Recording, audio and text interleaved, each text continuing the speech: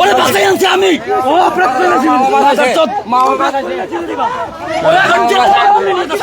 আর আপনার কি সমস্যা কি আপনার?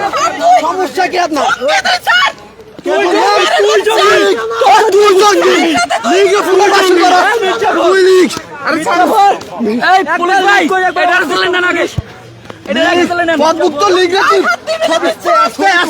আপনারা এত পাগল হয়েছেন কেন? ভাই ছেড়ে দিন।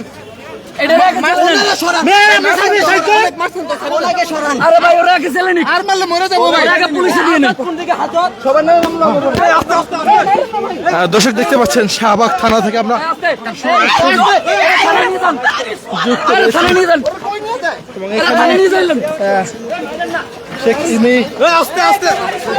মারেন না, মেরে ফেলছেন, মারবে না এখানে কিন্তু এমন অবস্থা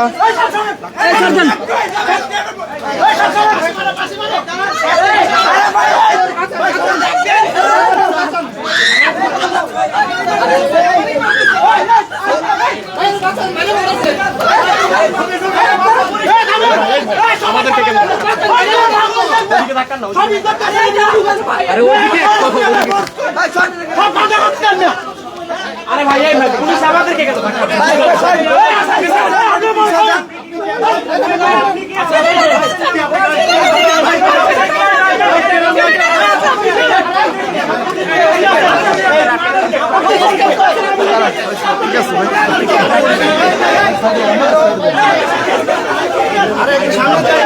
ভিতরে যান না,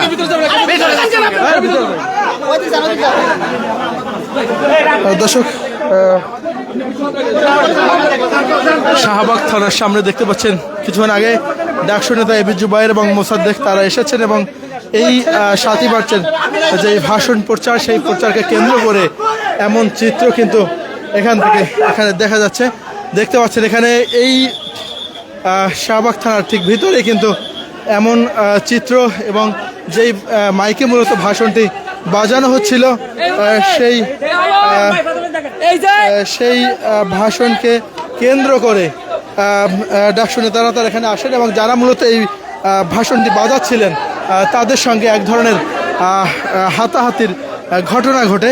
পরবর্তীতে তারা এই শাহবাগ থানার ভিতরে ঢুকলে সেখানেও কিন্তু একাধিকবার তাদের সঙ্গে এই হাতাহাতির ঘটনা কিন্তু ঘটছে।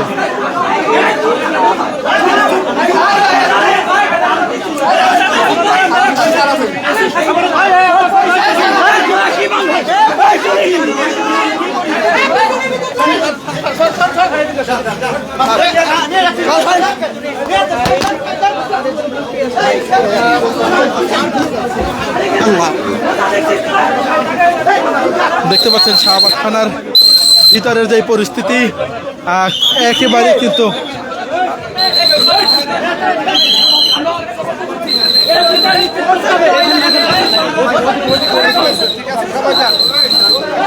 শাহবাগ থানার ভিতরে যে পরিস্থিতি সেই পরিস্থিতি আপনাদেরকে দেখানোর চেষ্টা করছি। ডাকসুর যে দুজন নেতা এবি জুবায়ের এবং মোসাদ্দেক তারা এখানে রয়েছেন।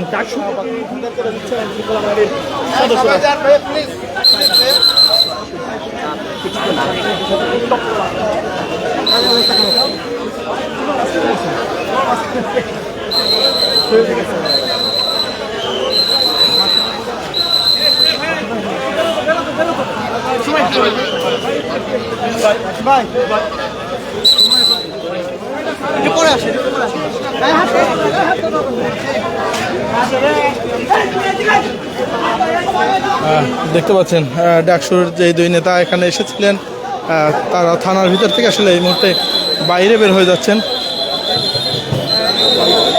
এবং পুরো থানা এলাকা উত্তপ্ত পরিস্থিতি বিরাজ করছে এবং পুলিশ সদস্যরা অন্য যারা ছিলেন তাদেরকে বের করে দিচ্ছেন, সেটি আমরা দেখতে পাচ্ছি।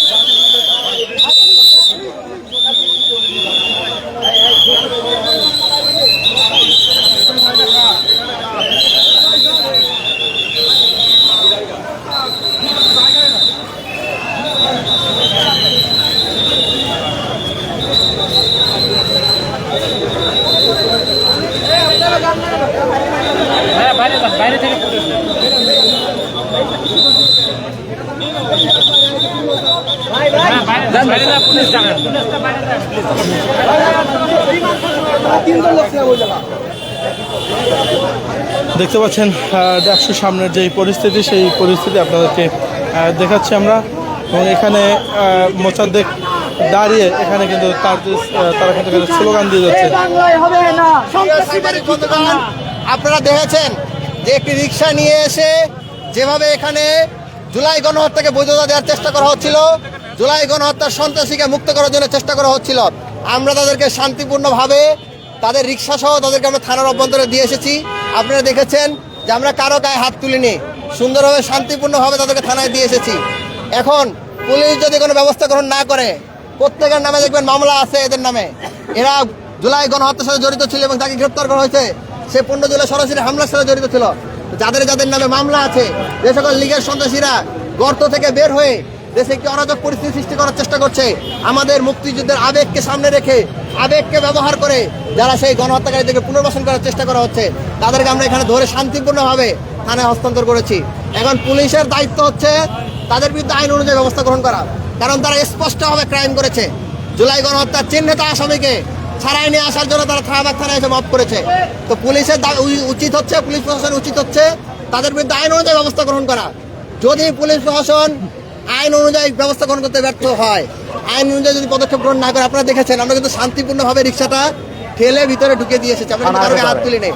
কিন্তু পুলিশ প্রশাসন যদি ব্যবস্থা গ্রহণ করতে ব্যর্থ হয়, তার পরবর্তীতে যে আমাদেরকে যদি আইন হাতে তুলে নিতে বাধ্য হতে হয়, এর দায়ভার সম্পূর্ণভাবে পুলিশ প্রশাসনকে বহন করতে হবে। তা আমরা আহ্বান করব, আমরা আইনের প্রতি শ্রদ্ধাশীল, আইনও যাতে আইনের গতিতে অগ্রসর হয়, আইন যেন লীগ পুনর্বাসনের ক্ষেত্রে, ছাত্রলীগ পুনর্বাসনের ক্ষেত্রে ব্যবহার না হয়, সেটি আমরা থানায় জানিয়েছি। যদি সেটি না করে আমরা আইন হাতে তুলে নেব। দেখুন, যাদেরকে পুলিশের হাতে দেওয়া হয়েছে এখানে, ধরেন ইমি এবং এছাড়া আরো যারা ছিল এখানে সাথে, প্রত্যেকেই ছাত্রলীগের পোস্টেড ছিল এবং চিহ্নিত, এবং ম্যাক্সিমামের ছাত্র তো নাই, তারা হলে থাকতে পারে না। এই যে সৈকত, যাকে গ্রেপ্তার করা হয়েছে, সে ড্রপ আউট, সে হলে থাকতে পারে না, এবং তার নামে জুলাই গণহত্যার অভিযোগ রয়েছে, 15 জুলাই হামলার সাথে জড়িত সে সরাসরি। তো সুতরাং এটা তো স্পষ্ট, আমরা ভিডিও ফুটেজ সরবরাহ করেছি পুলিশ প্রশাসনের কাছে, এবং সংবাদ মাধ্যমের কার্টুন পর্যন্ত দিয়েছি, কাটিং পর্যন্ত দিয়েছি, যে এই সালেহে এই সৈকত যে শুধুমাত্র আপনার হামলার সাথে জড়িত ছিল না, বরং আপনার চাঁদাবাজির সাথে জড়িত ছিল, ড্রাগসের সাথে জড়িত ছিল, এবং হলগুলোতে রেস্টরুম গণরুম কায়েম করে শিক্ষার্থীদের নির্যাতনের সাথে জড়িত ছিল। আমরা সবগুলো ভিডিও ফুটেজ, নিউজের কাটিং, ফেসবুক পোস্টের লিঙ্ক সব কিছু আমরা সেখানে দিয়েছি। আপনারা জানেন ছাত্রলীগ বর্তমানে আইনত নিষিদ্ধ একটি সংগঠন, সুতরাং সেই ছাত্র সংগঠনের সাথে, সেই নিষিদ্ধ সংগঠনের সাথে কারো যুক্ত থাকার কোনো আইনগত সুযোগ নাই। কিন্তু এই সন্ত্রাসী সৈকত, যার প্রোফাইল ঘেটে যদি আপনারা দেখেন, সে এখনও হোয়াটসঅ্যাপ ছাত্রলীগ দিয়ে রেখেছে, এবং ছাত্রলীগের প্রত্যেকটা চুপা কর্মসূচি, যেগুলা রাতের আধারে যে কর্মসূচিগুলো তারা করে, পোস্টার লাগানো, ক্যাম্পাসে দেখেছেন কয়েকদিন আগে পোস্টার লাগানো হয়েছে, আপনারা দেখেছেন যে জুলাই গ্রাফিতিগুলো মুছে ফেলার চেষ্টা করেছে, এগুলোর সাথে তারা জড়িত। এগুলোর সাথে তারা জড়িত। পুলিশ বলেছে, পুলিশ আমাদেরকে আশ্বস্ত করেছে যে তারা আমাদের যে দৃষ্টিভঙ্গি, আমাদের যে কনসার্ন, সেই কনসার্ন অনুযায়ী তার ব্যবস্থা গ্রহণ করবে বলে আমাদেরকে কথা দিয়েছে। তিনি যেহেতু আমাদেরকে আশ্বাস দিয়েছেন, আমরা আইনের প্রতি শ্রদ্ধাশীল থেকে আমরা কোনো ধরনের বিশৃঙ্খলায় না যেয়ে আমরা শান্তিপূর্ণভাবে সরে এসেছি। যদি এটিকে না করা হয়, যদি ডিসি মাসুদ সাহেব এর বিরুদ্ধে ব্যবস্থা গ্রহণ করতে ব্যর্থ হন, তাহলে পরবর্তী উদ্ভূত পরিস্থিতি দায় যদি আমাদেরকে আইন হাতে তুলে নিতে হয়, দায়ভার সম্পূর্ণভাবে পুলিশ প্রশাসনকে বহন করতে হবে। আমরা বললাম যে পুলিশ প্রশাসন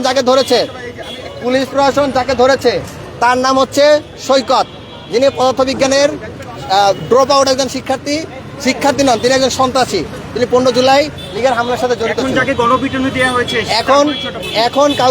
এখন যারা আমরা কাউকে গণপিটুনি বা এরকম দেওয়ার কোনো পরিস্থিতি এখানে তৈরি হয় নাই।